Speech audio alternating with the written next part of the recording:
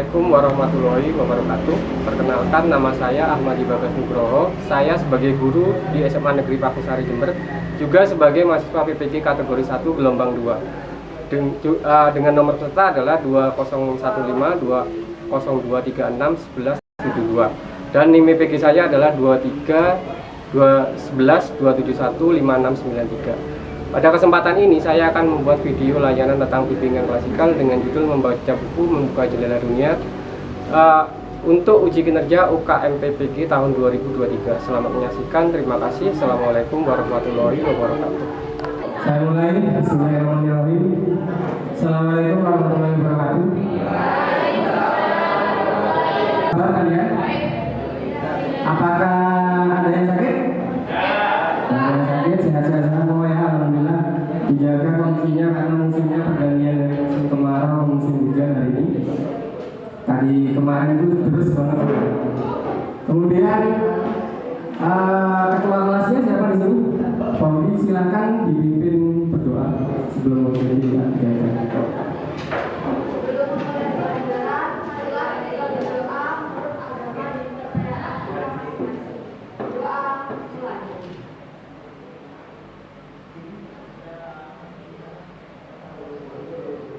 Saya akan menjelaskan gambaran materi dan model bimbingan. Materi hari ini adalah judulnya membuka buku, membuka jendela dunia. Membaca buku, membuka jendela dunia. Dengan metode bimbingan klasikal. Bimbingan klasikal itu metode seperti mengajar di kelas, tetapi beda dengan pelajaran biasanya. Di sini saya, Pak Bagas, ingin menjelaskan tentang kenapa sih kita harus membaca itu seperti itu. Kemudian tujuannya adalah untuk memperoleh informasi dan memberikan kemampuan kita untuk menjadi orang yang lebih baik lagi. Karena tandanya orang yang pintar itu pembendaraan informasinya banyak. Jadi ketika dia diajak bicara, dia nyambung dengan apa yang dibicarakan oleh orang lain. Contohnya lagi bahas game, dia nyambung ngomong game. Waktu diajak ngomong tentang kehidupan, tentang moral, cara ini yang baik, itu yang buruk, itu nyambung. Jadi itu semuanya tidak bisa kalau tidak dengan cara belajar. Belajar salah satunya belajar itu dengan cara membaca. Begitu. Kemudian adalah manfaatnya untuk kehidupan sehari-hari itu menjadi orang yang lebih baik dan disukai oleh orang. Karena orang itu paling enak diajak ngobrol ketika diajak ngobrol itu nyambung seperti itu. Kemudian apakah kalian paham apa yang saya maksudkan barusan? Paham ya? Bisa saya lanjutkan? Bisa. Kegiatan ini akan diadakan kurang lebih 1 kali 45 menit. Jadi 1 jaman lah. Seperti itu. Oh iya, dipanggil semua ya. Oh iya. Nah, yang pertama saya akan menayangkan PPT.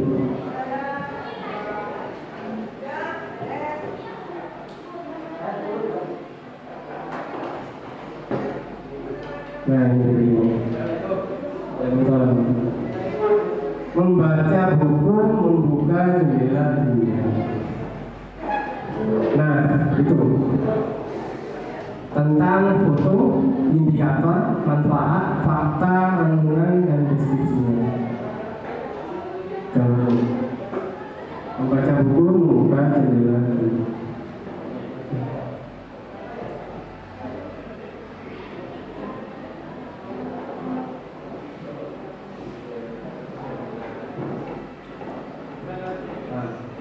Indikator adalah menyukai berbagai macam bacaan, meningkatkan keinginan membaca, mempunyai wawasan yang lebih beragam, menggunakan waktu luang untuk membaca. Jadi membaca itu bukan hanya pelajaran. Kamu itu kalau ingin perbendaharaan informasinya banyak, baca semuanya, mulai dari komik, dari artikel, ya termasuk bahan buku pelajaran. Yang penting itu membaca, dan membaca itu tidak harus juga dari buku, bisa dari HP. HP itu pasti ada berita, misalnya di artikelnya itu berita tentang yang lagi marah ini, pemilihan ada pemilihan presiden. Nah itu baca lah informasi. Jadi ketika kamu nanti ngobrol dengan orang, lagi membahas itu, kamu nyambung di situ. Jadi jangan hanya membaca yang kamu suka, tapi bacalah semuanya dan tidak harus dari buku, karena belajar itu tidak hanya melulu tentang pelajaran. Nah, ini adalah tokoh yang terkenal, namanya Thomas Alva Edison. Adalah orang yang menciptakan cahaya lampu. Pernah lihat? Nah, ini adalah salah satu orang jenius yang mampu menciptakan cahaya lampu sampai akhirnya menjadi bola lampu listrik, gramafon. Gramafon itu alat mendengarkan musik zaman dulu yang kayak kayak piringan hitam itu namanya gramafon. Kemudian sama kamera film. Waktu kecil Thomas ini disebut sebagai si otak udang. Otak udang itu bodoh. Waktu kecil disebut sebagai orang yang bodoh karena memang dia mempunyai kekurangan. Dia tidak bisa belajar sesuai dengan apa yang ada di sekolah. Makanya akhirnya sampai dia akhirnya dikeluarkan dari sekolah karena tidak bisa mengikuti cara belajar di sekolahnya. Sampai akhirnya disebut sebagai anak yang bingung, sampai akhirnya dikeluarkan dari sekolah. Akhirnya Thomas itu belajar sendiri dengan ibunya. Kemudian apabila pertanyaan tidak bisa dijawab, Thomas ini diajak ke perpustakaan untuk mencari jawaban dari apa yang dia inginkan, karena ibunya tidak bisa menjawab. Jadi dengan cara diajak ke perpustakaan, mengambil buku bacaan yang bisa menjawab pertanyaannya dia. Itu. Nah, apalagi kamu tidak mempunyai kekurangan itu, apalagi yang tidak mempunyai kekurangan, apa susahnya kalau gitu kan gitu.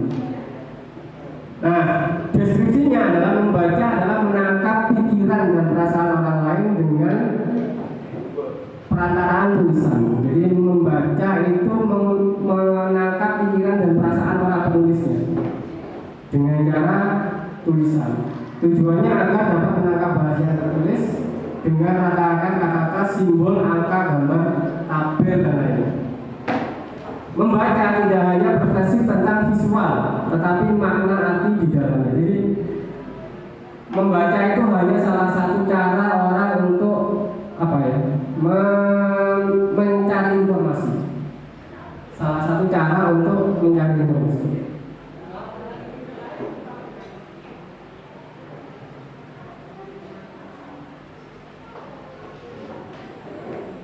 Membaca adalah pengertiannya suatu cara untuk mendapatkan informasi dari sesuatu yang ditulis.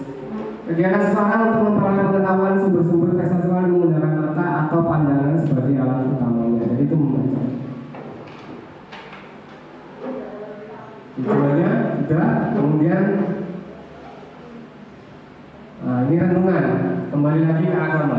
Di agama itu disuruh membaca itu. Surat Al-Alaq 1-5. Bacalah dengan nama Tuhanmu yang menciptakan, ia telah menciptakan manusia dari segumpal darah. Bacalah, suruh baca. Bacalah kata Tuhanmu yang maha mulia, yang mengajar manusia dengan perantara kolam. Ia mengajar manusia apa yang mereka tidak tahu. Jadi karena tidak tahu disuruh baca, disuruh membaca. Nah ini manfaatnya.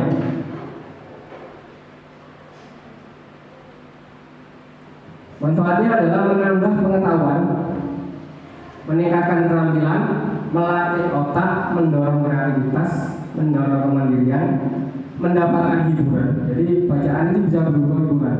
Saya termasuk orang yang bisa mencari hiburan dari membaca. Saya suka membaca novel, suka membaca komik, suka membaca artikel, sekiranya dengan yang saya suka. Karena salah satu hiburan saya di rumah itu yang membaca. Lain-lain halnya juga bermain game. Saya juga suka bermain game, tapi juga suka membaca, suka menyanyi. Itu salah satu hiburan saya. Tiap orang beda-beda. Ada yang sukanya belanja di mall, itu salah satu hiburan. Kakak saya itu sukanya ke mall, jalan-jalan, cari baju. Kalau saya nggak suka. Saya kalau masuk mall tambah stres ya. Tambah stres ya, karena banyak orang itu saya nggak suka. Sukanya saya itu ke tempat sepi, baca buku, main game atau apa. Itu hiburan saya. Ada yang suka hobinya nonton bioskop, ada macam-macam. Kemudian menggunakan cara berpikir dan mengambil manfaat dari pengalaman orang lain. Jadi mengambil manfaat pengalaman dari orang lain. Jadi orang itu pasti menulis buku itu menceritakan pengalamannya, dan diharapkan ketika kamu sudah membaca, kalian tidak terjerumus dari pengalamannya dia. Umpamanya dia pernah gagal karena sesuatu hal. Ya kamu sudah tahu, oh orang ini pernah melakukan ini dan gagal. Nanti kamu jangan mengalaminya. Jadi mengambil pengalaman dari orang lain.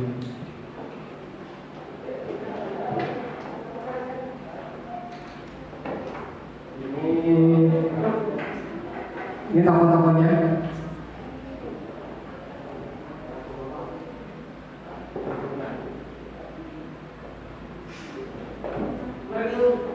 Nah, itu yang paling kiri itu Barack Obama.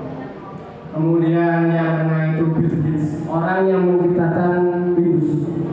Windows itu kalau main komputer buka tampilan awal, ya itu sudah orang yang menciptakan komputer itu.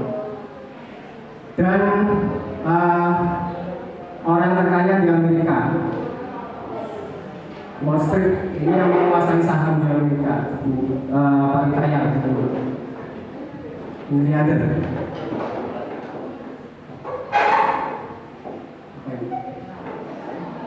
Nah ini tentang renungan lagi. Ingatlah bangsa jahiliyah, mereka hidup dengan kegelapan, namun dengan lahirnya Nabi Muhammad SAW, Arab menjadi terbebas dari zaman kegelapan. Telah mampu membaca keadaan Islam, kemudian melakukan perubahan menjadi Arab yang lebih bercahaya. Kenapa waktu itu bangsa Arab bisa dilepaskan dari masa kegelapan? Dari apa? Pakai apa? Dari mana? Pakai Quran. Dan cara untuk memperoleh informasi dari Al-Quran itu dengan cara apa? Membaca. Jadi waktu itu Nabi Muhammad melepaskan bangsa Arab dari kegelapan adalah dengan cara membaca. Itu mengetahui.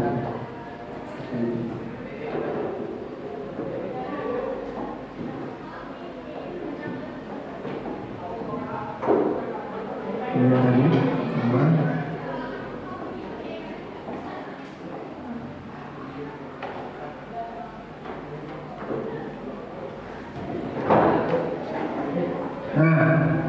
Kenapa sampai anak zaman sekarang itu minat bacanya sangat rendah? Nah itu ada beberapa yang buku mahal, kondisi perpus yang tidak memadai medianya, jadi hanya isinya ada pelajaran perpusnya. Kemudian TV, HP dan internet. Itu beberapa hal yang mengakibatkan minat baca kurang. Nah itu baca itu tidak harus pelajaran, tapi juga baca komik. Di sebelah kiri sini itu baca komik. Itu yang itu baca tentang ponsel. Jadi ponsel itu jenisnya macam-macamnya apa? Ada yang Windows 11, ada yang Windowsnya masih 10. Itu bisa dipelajari semuanya itu. Semua informasi yang ciptaannya manusia itu pasti bisa dipelajari.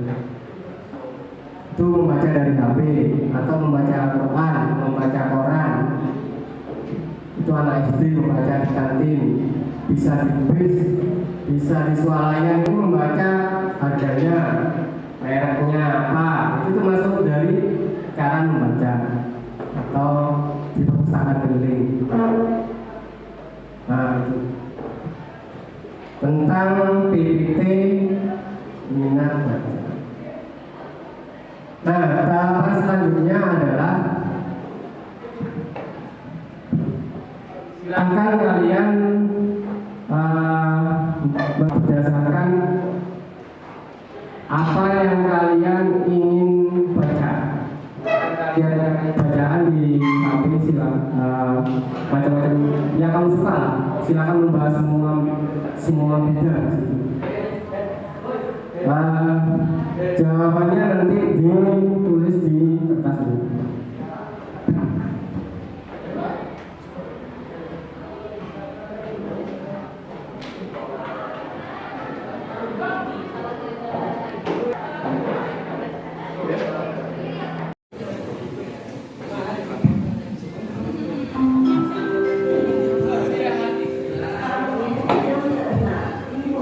Biar luas di lembaran berikutnya. Ya. Nama panggilan, nama panggilan.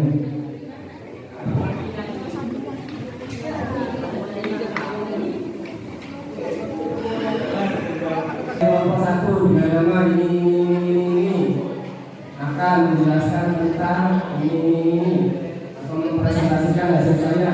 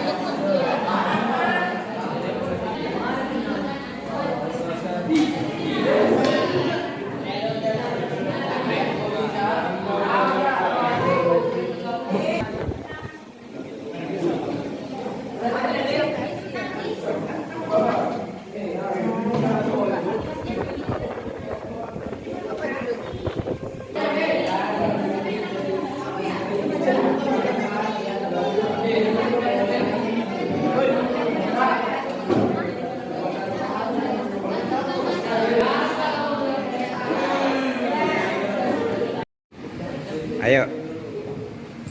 Komik Naruto saya mengambil dari website Wikipedia. Silakan dibaca. Manga Naruto ditulis oleh Masashi Kishimoto dan diterbitkan oleh Shueisha pada Shonen Jump mingguan. Serial ini dimulai disiarkan dalam 43 edisi sejak tahun 1999. Shueisha kemudian mengumpulkan bab-bab ini dalam volume terikat Tankobon.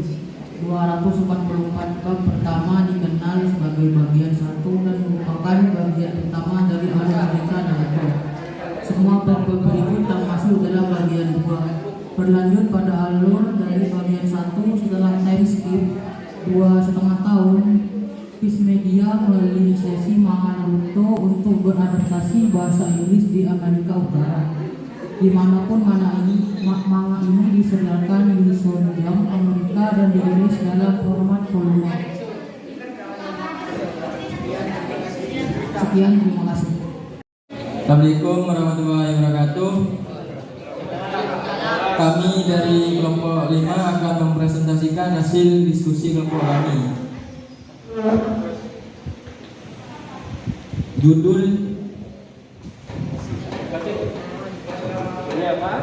Judulnya adalah komik Naruto.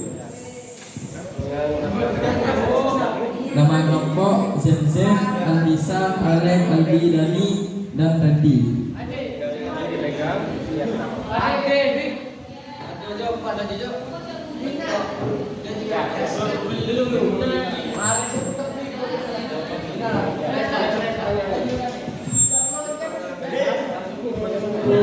Kelas 10-2. Yang pertama, judul bacaan apa yang akan kalian refleksikan? Naruto. Deskripsi menurut pemahaman kalian tentang kisah yang dibacakan oleh teman kalian. Naruto adalah seorang ninja manja yang penuh semangat, tapi juga sering diabaikan oleh penduduk desa tempat tinggalnya. Pesan motivasi apa yang kalian dapatkan dari kisah tersebut: tidak pernah putus asa, menjadi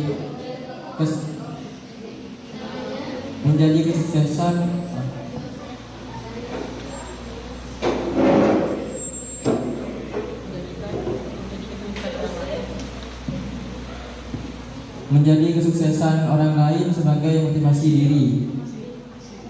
4. Apakah cerita tersebut memberikan inspirasi kepada kalian? Iya, karena cerita tersebut mengajarkan kita untuk selalu pantang menyerah. Nomor 5, ketika kalian terinspirasi langkah ke depan, apa yang akan kalian lakukan?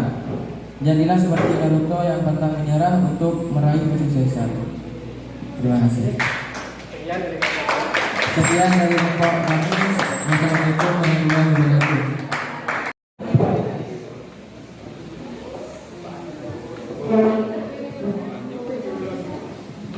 Meningkatkan semangat belajar anak melalui kisah Totoken dari website Pop Mama yang ditulis Devi Ari Rahmadani.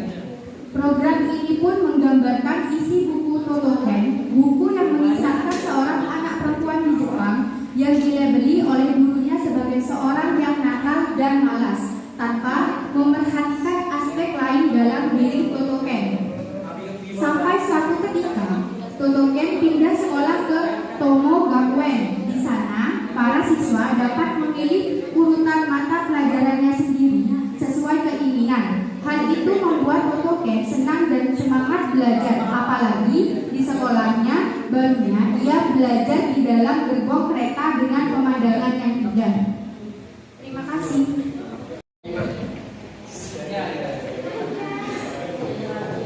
Assalamualaikum warahmatullahi wabarakatuh. Pada kesempatan ini, saya perwakilan dari kelompok 3 atas nama Deun Siratujana dengan anggota kami yang bernama Aulia Holida Hilma Tias Rosalita akan mempresentasikan hasil kerjasama dan diskusi dari kelompok kami mengenai cara menumbuhkan semangat belajar. Soal pertama, judul bacaan apa yang akan kalian refleksikan? Jawabannya adalah cara menumbuhkan semangat belajar. Soal kedua, deskripsikan menurut pemahaman kalian tentang kisah yang dibacakan oleh teman kalian. Jawaban nomor 2, buatlah motivasi agar semangat belajar, misalnya motivasi untuk kisah ini mengenai seorang anak perempuan yang dilabeli oleh gurunya sebagai seorang yang nakal, tanpa memerhatikan aspek lain dalam diri seorang anak tersebut.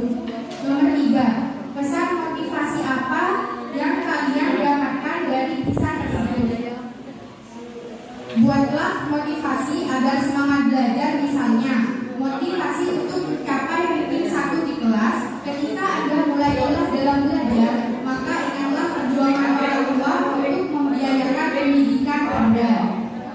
Nomor 4, apakah cerita tersebut memberikan inspirasi kepada kalian? Iya, memberikan inspirasi karena bisa memotivasi untuk belajar lebih semangat lagi. Nomor 5, ketika kalian terinspirasi, langkah ke depan apa yang akan kalian lakukan? Jawaban nomor 5, langkah ke depan yang akan kami lakukan adalah lebih giat dan semangat dalam belajar. Terima kasih. Wassalamualaikum warahmatullahi wabarakatuh. Artikel azab siksa kubur merupakan istilah yang berasal dari keyakinan agama tertentu, khususnya dalam Islam. Azab siksa kubur mengacu pada kepercayaan bahwa setelah seseorang meninggal dunia, jiwa mereka akan mengalami siksaan atau pahala di dalam tubuh sebelum hari kiamat. Namun, perlu diingat bahwa konsep azab siksa kubur tidaklah universal dan terdapat perbedaan dalam keyakinan agama di seluruh dunia. Dalam Islam, kepercayaan tentang siksa kubur didasarkan pada beberapa hadis atau riwayat Nabi Muhammad SAW. Beberapa riwayat tersebut menggambarkan berbagai macam siksaan yang mungkin dialami oleh jiwa di dalam kubur sebagai bentuk ujian atau hukuman. Penting untuk dicatat bahwa interpretasi dan pemahaman tentang azab siksa kubur bervariasi di antara individu dan ulama agama. Beberapa orang meyakini bahwa siksa kubur adalah hukuman nyata yang dialami oleh jiwa, sementara yang lain menganggap sebagai gambaran simbolis atau perumpamaan. Harap diingat bahwa sebagai model saya hanya memberikan informasi umum dan tidak bertujuan untuk mengukuhkan atau menjamin kepercayaan agama tertentu. Judul cerita asal Teman kelompok Adik kita bagi berbeda Yendi Arif Masa Habib.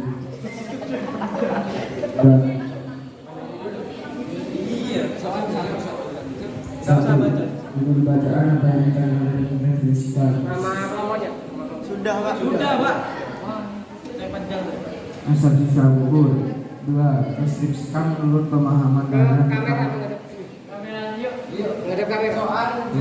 tentang kisah yang dibacakan oleh teman kalian tentang orang yang semasa hidupnya melakukan perbuatan yang dilarang oleh Tuhan. 3. Pesan motivasi apa yang akan kalian dapat dari kisah tersebut. 3. Agar tidak terkena asal siksa kubur, kita harus melaksanakan perintah Allah dan menjalani larangannya. 4. Cerita tersebut memberikan inspirasi kepada kalian. Ya, inspirasi saya dapatkan menghindari perbuatan jahat atau merangsang keinginan kita hidup sesuai dengan ajaran agama. 5. Ketika kalian menginspirasi lengkap ke depan apa yang kalian lakukan, menjalankan perintah Tuhan dan menjauhi larangannya. Siksa kubur merupakan kisah nyata yang diambil dari suatu komik yang menceritakan tentang siksa yang terjadi apabila kita hidup di dunia yang melakukan perbuatan dosa dan maksiat.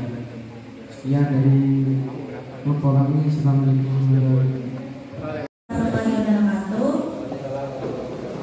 Perkenalkan, saya selaku perwakilan dari kelompok 1 yang beranggotakan Fadilatul Soleha, Fira Rahmatul Aini, Vika Febrianti, Faudi Tirama, dan Rosalina Iqbal. Sebelumnya saya akan menceritakan tentang kisah motivasi yang telah kelompok kami baca.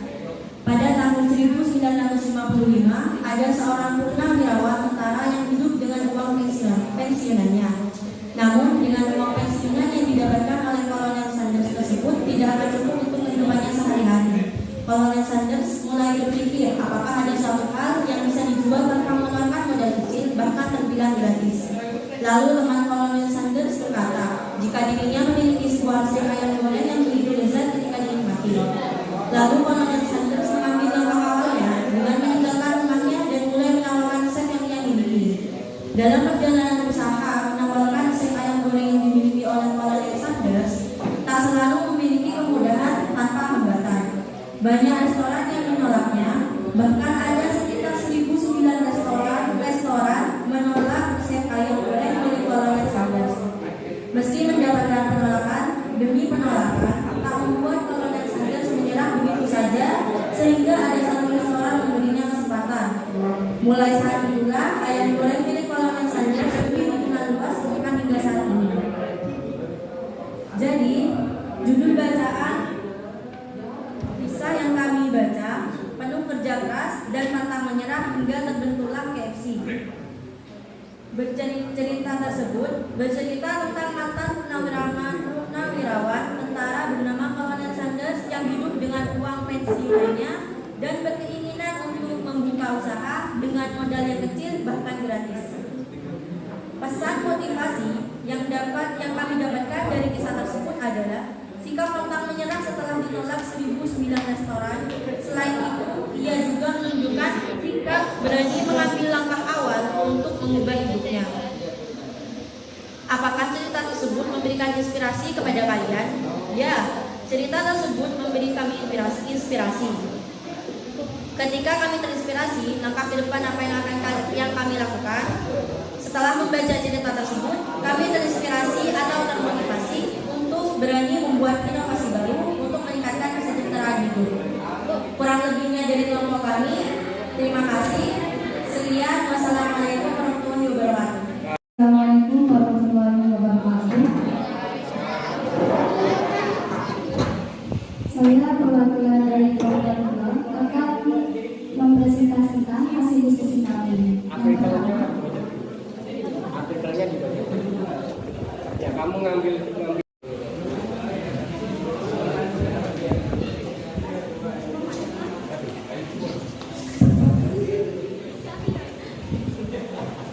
artikel yang kami dapat dari CNN yaitu kami terinspirasi dari bisa dari CNN Indonesia. Itu pagi itu waktu menunjukkan pukul 09 waktu Indonesia Barat di Jalan Kemenyan, Ciganjur, Jakarta Selatan, Muhammad Dahlan sudah siap dengan kemeja putih dan celana bahan lengan hitam untuk mengikuti ujian di tempatnya.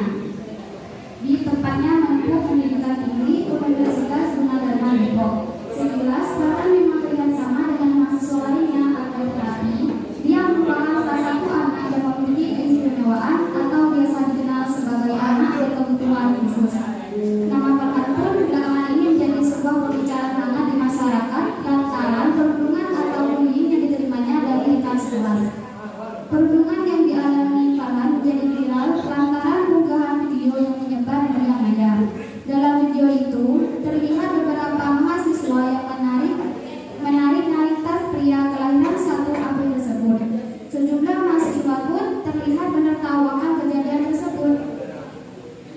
Ketika diminta keterangan soal kasus yang dialaminya, Farhan yang saat ini sudah semester 3 mengaku dirinya sudah menerima perundungan sejak semester 1. Berbagai bullying yang diterimanya seperti tas yang ditarik-tarik, pintu kelas yang dikunci sehingga dia tidak bisa keluar kelas pada saat pulang dia, hingga motor yang dikendalinya di PTI. Ia mengaku sejak semester 1 perundungan selalu dilakukan oleh pelaku yang sama. Sesekali dirinya pun melawan, tetapi hal tersebut seolah tidak berdampak karena mereka masih melakukan hal yang sama ulang-ulang. Saat kejadian yang menyebar luas itu, karena mengatakan dirinya dikurung terlebih dahulu dalam ruang kelas. Dia tidak sendiri karena masih banyak mahasiswa lainnya yang juga belum keluar kelas. Setelah pintu kelas dibuka, perundungan tidak berhenti. Itu sore baru pulang kuliah, pas mau buru-buru pulang di tahan di kelas. Tidak hanya saya di dalam kelas, tapi ada yang lain mereka juga mau keluar kelas. Tiba-tiba pintu sudah bisa dibuka, saya keluar, ujarnya. Tapi dia, sang pelaku malah menunggu saya di depan kelas. Pas saya keluar, tas saya ditarik, saya langsung balas memukul, langsung lempar memukul, terus saya langsung lempar dengan mengusirkan. Ada 3 pelaku utama yang melakukan perundungan terhadap Farhan, yakni AA, YR, dan HN. Peran AA berperan penarik tas, sedangkan YR berperan sebagai rekam video.